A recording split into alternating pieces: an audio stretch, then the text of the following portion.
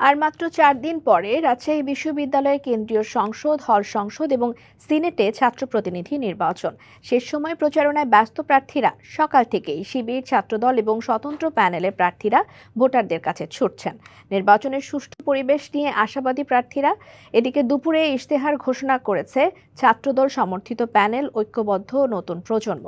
10 দফা ইশতেহারে একাডেমিক বিষয়গুলোকে প্রাধান্য দেওয়ার পাশাপাশি খাবারের মান উন্নয়ন, আধুনিক চিকিৎসা সেবা, শিক্ষার্থীদের অস্থায়ী কর্মসংস্থানের বিষয়েও গুরুত্ব দেওয়া হয়।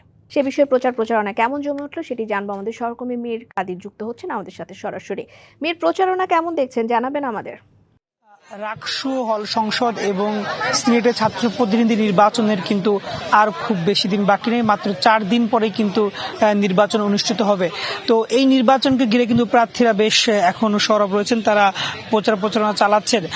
আজ কিন্তু ছাত্রদল তারা কিন্তু নির্বাচন ইশতেহার ঘোষণা করেছে। তারা সেখানে একাডেমিক বিষয়ের সমাধান এবং বিশ্ববিদ্যালয়ের যে অবকাঠামোগত উন্নয়ন, খাবার সমস্যা, এগুলো তারা গুরুত্ব দিয়েছে। পাশাপাশি বিশ্ববিদ্যালয়ের দ্রুত গতির যে ইন্টারনেট, সেটির জন্য তারা স্টারলিংক আনার কথা তারা বলেছেন। এছাড়া বিশ্ববিদ্যালয়ের উপাচার্য তিনি আজকে সংবাদ সম্মেলন করেছেন।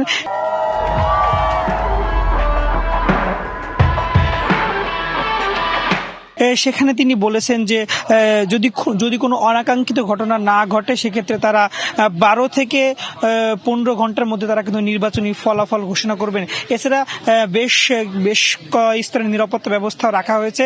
2000 পুলিশ কিন্তু এই মোতায়েন থাকবে বলে তিনি জানিয়েছেন। আমরা দেখতে পাচ্ছি প্রার্থীরা প্রচারণা করছেন। আমরা একজন প্রার্থীর সাথে কথা বলবো। আপনি তো একজন নারী প্রার্থী হিসেবে কেমন সাড়া পাচ্ছেন, কেমন চলছে প্রচারণা? আসলে আমি শুধু নারী প্রার্থী না, আমি একজন স্বতন্ত্র প্রার্থী হিসেবে কিন্তু আমাদের প্রত্যেক ভোটারের দোরগোড়ায় যেতে হচ্ছে। যেখানেই ভোটার আমরা কিন্তু ছুটে যাচ্ছি ভোটারদের কাছে। তো আমার কিন্তু সবাই কিন্তু খুব ব্যাপকভাবে সাড়া পাচ্ছি।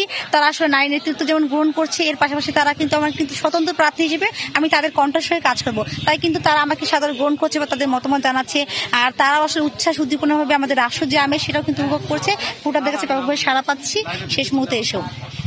শুনছিলেন একজন প্রার্থী বলছিল যে তারা ভোটারদের কাছে যাচ্ছেন এবং ভোটাররা তাদেরকে বেশ সাড়া দিচ্ছে।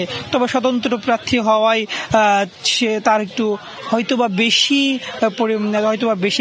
বেশি ভোটারদের কাছে যাওয়া লাগছে বলে তিনি বেশি পরিশ্রম হচ্ছে বলে তিনি বলছেন আর কি। তো নির্বাচনের আর মাত্র যে কিছুদিন বাকি আছে, তো এই কয়েকদিন হয়তোবা প্রার্থীদেরকে আমরা দেখতে পাচ্ছি যে তারা জোর প্রচারণা চালাচ্ছেন।